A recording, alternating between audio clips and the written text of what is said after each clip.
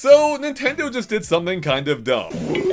Now, is it a big deal? No. Will it matter in the long run? Almost certainly not, at least by itself. But I do think it plays into a general lack of understanding Nintendo's had involving the internet for well over 2 decades now at this point, and I do think it's worth talking about. So here's what happened. You know that Nintendo Today app that launched a couple of months ago that gives you tiny morsels of information along with random tidbits about Nintendo games each and every day? Well, there was an update recently to the app that makes it impossible to grab screenshots or videos or screen recordings of any videos within the app. If you try to, your pictures or screen recordings will end up completely blank, as if there was nothing there. I don't feel so good.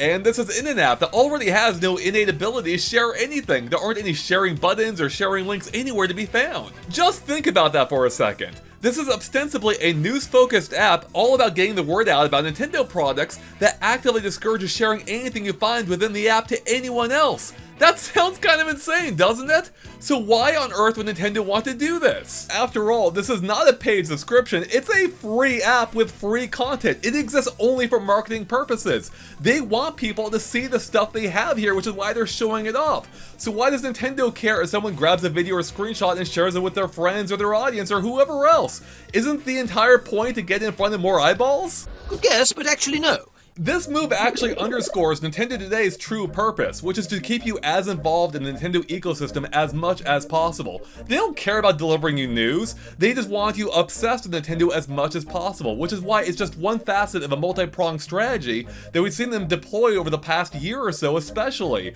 Consider this, your everyday might immediately begin with the classic memories of Nintendo games thanks to the sounds and music of Nintendo Alarmo. After you wake up, you may then plop in your headphones and listen to some Nintendo classic tunes thanks to Nintendo Music as you're making way to school or work. And then whenever you have some downtime, you might check your Nintendo Today app to see what's happening in the world of Nintendo. Point is, Nintendo's trying to dominate your time and attention more aggressively than they ever have before. Probably as a direct consequence of the Wii U era. Which is exactly why they've now blocked the ability to take screenshots or video recordings of the videos in the app. Even though it is all about marketing, they don't want you seeing that information outside of the app, because the entire point is to bring you into the app, to give you a reason to open that app every single day to see only the things Nintendo wants you to see, even if it is largely pointless trivia and quizzes. Like, are you serious? We all know who that is! It's Pikachu! But here's the thing, I don't think these new initiatives have been especially successful for Nintendo, or at least as successful as they'd like them to be, which is exactly why we're seeing desperate measures like blocking screen recording in their own apps. Nintendo doesn't want you to be able to sidestep the app and get that news and media elsewhere,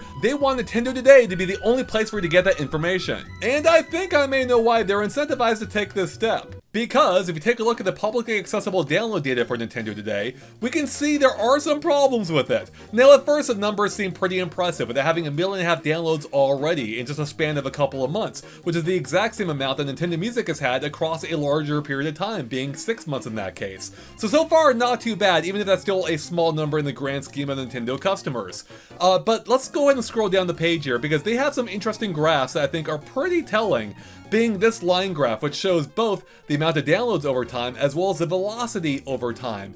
And in both cases, you can see the app has basically flatlined. It had a huge launch, and then after that, it's been basically crickets, with it only achieving a rate of roughly 1,000 downloads per day, if even that, across the last few weeks, which is pretty concerning for a brand new app. It seems like its momentum completely died, which is especially poor considering there's a giant Nintendo thing coming up, being the Switch 2. Hype should be at an all-time high, and yet the downloads are at basically an all-time low. Now, if we compare this to Nintendo Music, despite them having a similar amount of downloads in total so far, look at Nintendo Music's download rate. That is a much healthier chart, with the amount of downloads happening over time climbing at a consistent rate, as compared to Nintendo Today, which again basically flatlined. So that chart is probably what has Nintendo scared. The fact that their brand new app launching in a time of when hype should be at an all-time high again with the Switch 2 is basically dead in the water at this point in time has to be pretty concerning. And this is only the public download data. It's possible the engagement rates are even worse. And that's exactly why Nintendo's trying to block people from recording in the app, so they can't share it outside of the app. But here's the thing, that's incredibly stupid!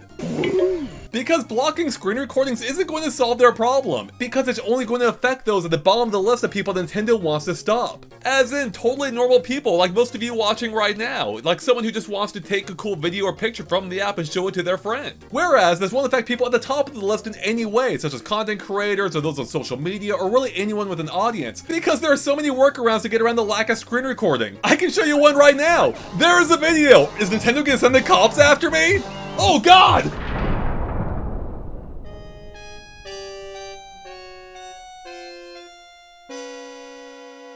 Beyond recording the screen in other ways, there are methods already out there in which you can grab the video directly off the server itself in even higher quality. There are entire Twitter accounts dedicated to this. So given the fact that this won't directly affect content creation in any way that I can foresee, the only thing Nintendo managed to accomplish with this is to annoy their most loyal customers. You know, the ones who want actively sharing the information you think is important enough to put out there. So if I'm right about engagement with the app being far lower than Nintendo expected it to be, I don't think preventing people from sharing things within the app is going to solve your problem. In fact, it hints at a bigger problem, which we'll get to in a second here. But this whole thing reminds me a lot of Nintendo about 10 years ago when they opened up their creators program, in which they were initially claiming every Nintendo related video on YouTube before eventually opening that program to allow some revenue sharing with them. But it was such a pitiful amount, it wasn't even worth it for most creators. And the whole thing was a complete disaster to the point they eventually shut it down shortly after the Switch's launch.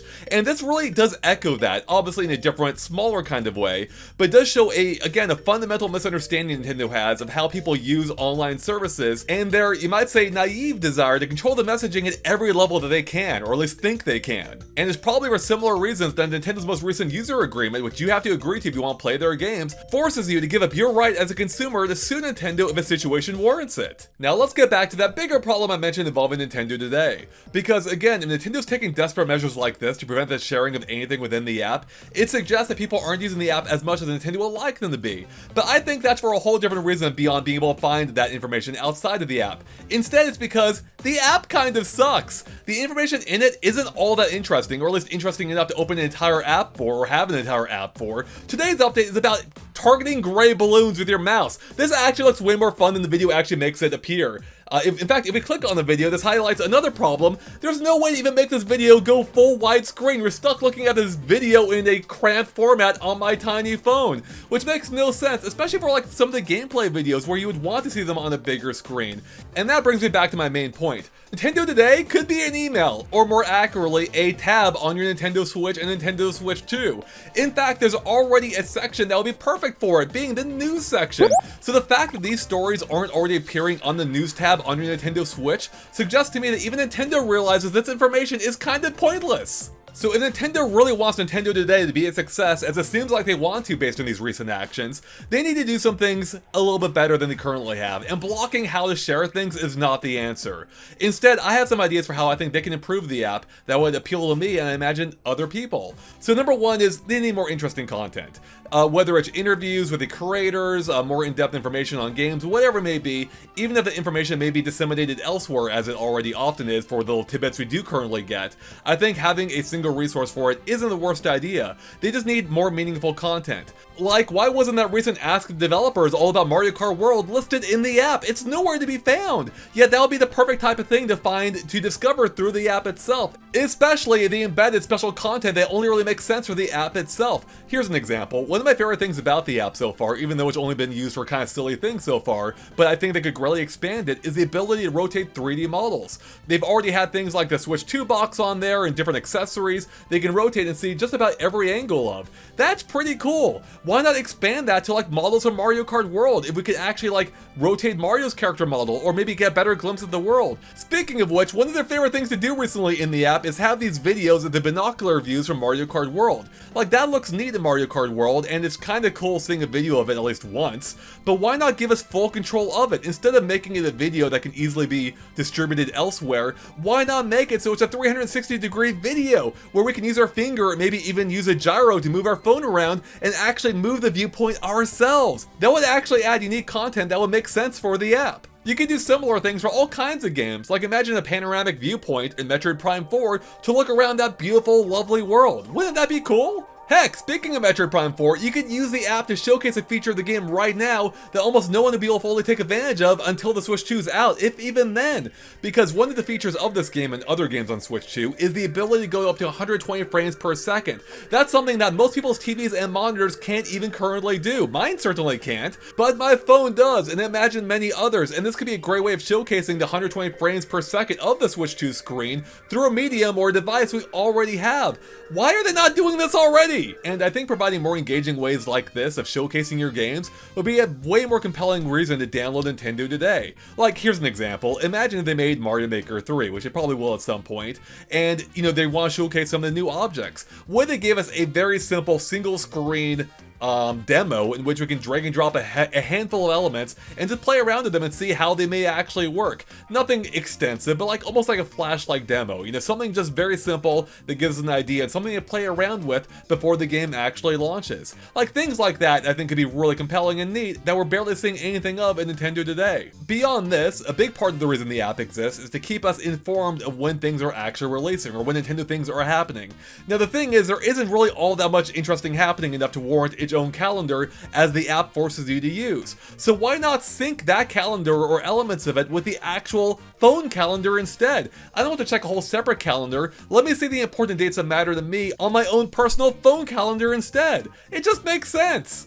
And finally, let me share that content with whoever I want, whether it's a video, a screenshot, or even a link to the app itself. The fact that there is no sharing ability at all within the app is so freaking stupid. Even Nintendo Music gives you way more options for sharing, and not only can you share links to individual songs or Nintendo created playlists, but you can create your own playlist yourself and share those with others too. So why not offer a similar freedom in Nintendo today? After all, sharing is caring, right? Okay, so we covered a lot of ground in this video, not the least of which is Nintendo Today kind of sucks right now, but it could maybe be good with better engagement. But in any case, blocking people from sharing things in the app isn't the answer. But I do want to stress that that by itself isn't that big of a deal in a vacuum. But my concern is that it becomes a trend, the start of something even greater. And not greater in the sense of it being a good thing, but more because it falls in line with the same types of mistakes Nintendo's been making for 20 years that it applies to online. Where for so long Nintendo was against online gaming of any kind, until they weren't. Same thing for DLC, but now look at us, we're getting all kinds of DLC. Same thing for voice chat. Nintendo didn't want to support voice chat at all until they finally had to, half-heartedly through the NSO app, and now we have an entire game feature dedicated to it on Switch too. It just feels like Nintendo's kind of perpetually behind the curve when it comes to online and how people behave in general, and blocking people from sharing news within a news-focused app just seems so freaking silly and short-sighted to me. And it does make me a little worried as to the future direction of Nintendo.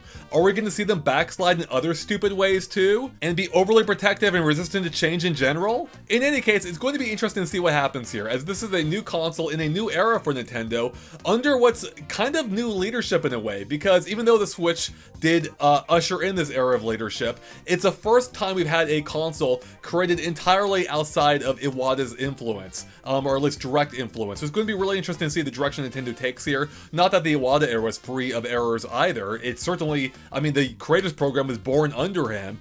My concern though is, though Iwata and Nintendo learned from that mistake, are they going to end up making new mistakes here too? I'm not making the same mistakes again. No, you're making all new ones. And I really would love them to avoid as many as possible, yet when I see them making stupid errors like this and blocking the sharing of media from an app that exists only to market things, it just doesn't make sense to me, and it does make me a little worried that there could be many more mistakes to come. We'll have to wait and see, but that's pretty much all I got for you, everyone. So let me know what you think of my thoughts on Nintendo Today and Nintendo's actions to prevent sharing within the app. Do they have the right to? Of course they do. Is it a dumb decision at the same time? It certainly is. But I want to hear your thoughts about everything and what your thoughts are on what Nintendo Today is, what it could be, and Nintendo's actions involving it, and what it could mean in the future too. Anyways, with that, thanks for watching. We'll catch you later. Bye, everyone.